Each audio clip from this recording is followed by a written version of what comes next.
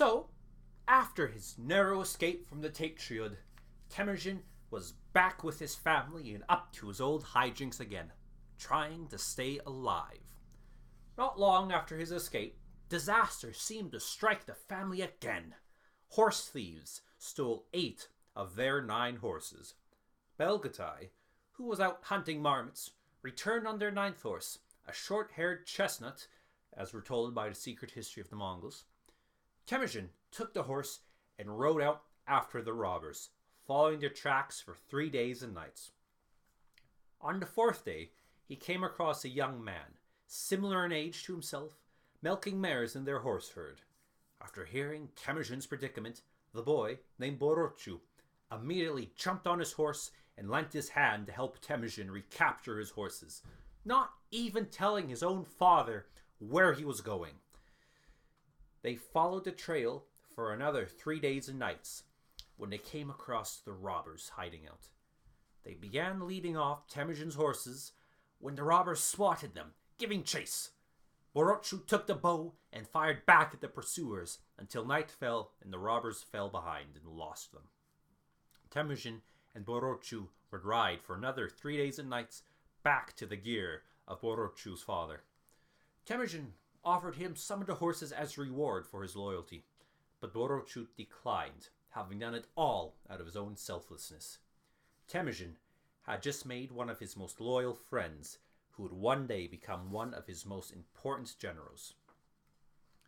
Temujin would safely return to his family, and in about 1178, when he was 16 or so, with his brother Belgatai, he went to go get his promised wife Borte from her father, Dai Seken.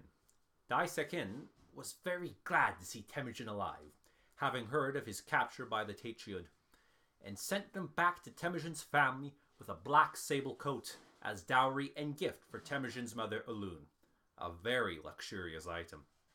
Temujin, however, had plans for that black sable coat.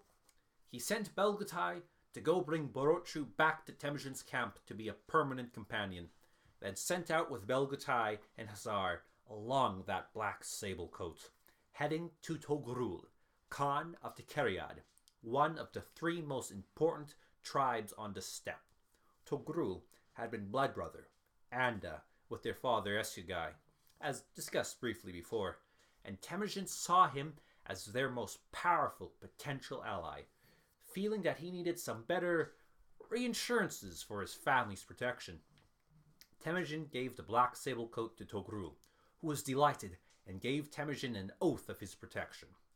Temujin's relationship with Togrul would be one of his most important ones of his career, uniting the Mongols over the next 20 years or so. Finally gaining some friends, Temujin returned to his family and his new wife.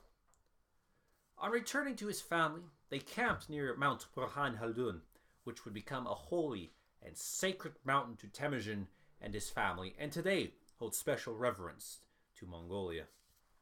A man, Jackmeister of the Uryankai tribe, came to Temujin with a smith's bellows and leading his son, Jelma. He told Temujin how, at his birth, he had offered his own young son, Jelma, to Temujin as a servant and retainer of sorts, but as Jelma was still very young himself, he kept him away.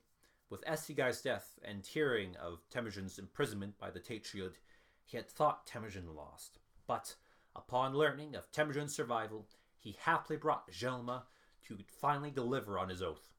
Jelma, cousin of Chinggis's most famous general Subutai, would become one of Temujin's most loyal and competent generals. Things were finally starting to look like they were coming up Temujin.